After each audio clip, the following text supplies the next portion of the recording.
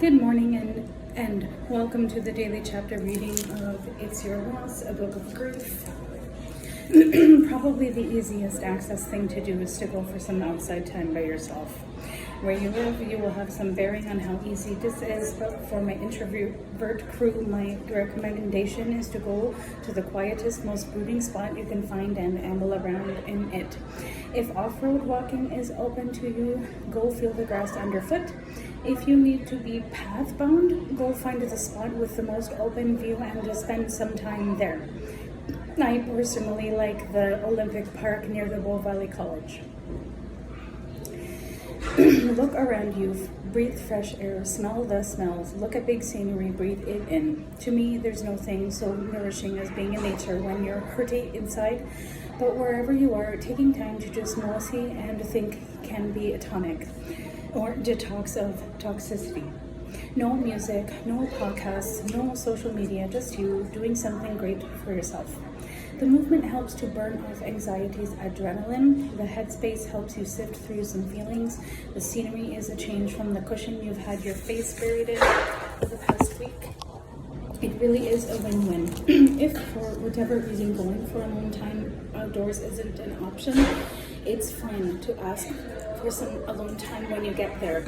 It's always fine to ask for alone time. I need to get that on a t-shirt. After all that outdoor time, you might want a little sleep, or a big sleep that lasts a million years and which you'll wake up from in perfect mental health. Wouldn't that be wonderful? But frequently, for the anxious mind, when you need it most, sleep can be elusive. And when you're in the cycle of poor sleep, even knowing it's close to bedtime can get the old anxiety ramping up.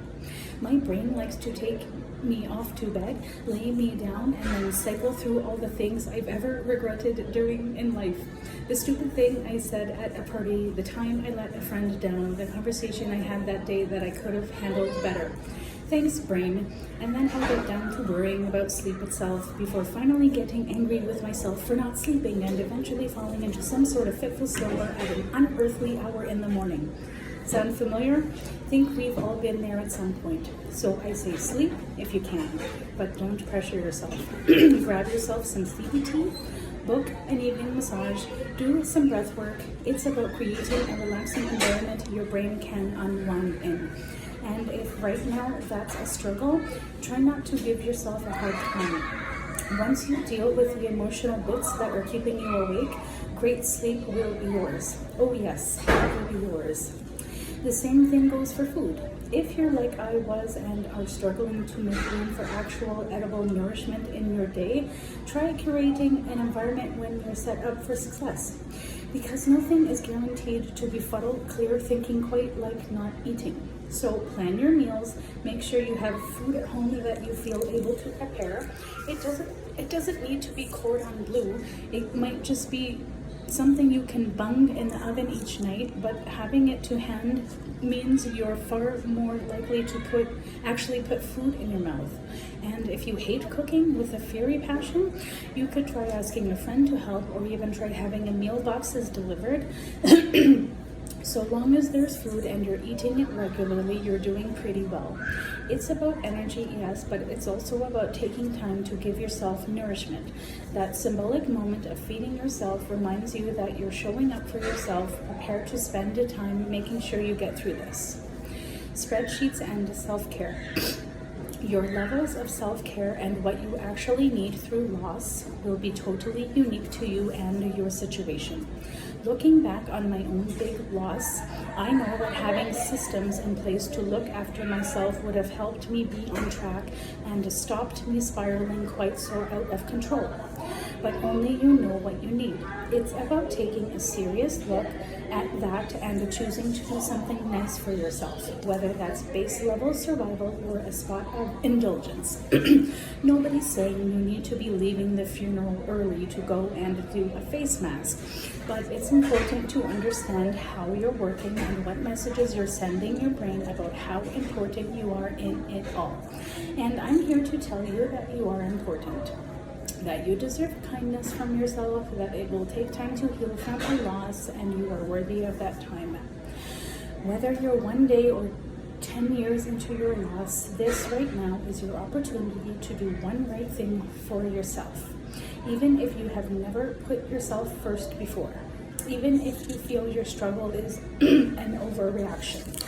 Even if you're the last person you think deserves that effort, this is your time to stop, take stock, and work through some of what's there.